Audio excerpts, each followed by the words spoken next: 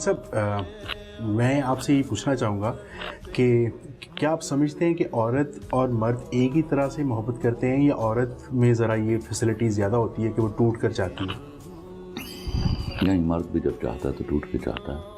محبت جب ہوتی ہے، جس کو محبت کہتا ہوں میں، وہ دو طرفہ برابر کی ہوتی ہے، اس میں 2 + 2 4 ہوتے ہیں۔ جی تو میں افیئر کو محبت نہیں کہتا۔ محبت کے بارے میں نے کہا بھی اور لکھا بھی کہ محبت وہ ولایت ہے جو خوش نصیبوں پر اترتی ہے۔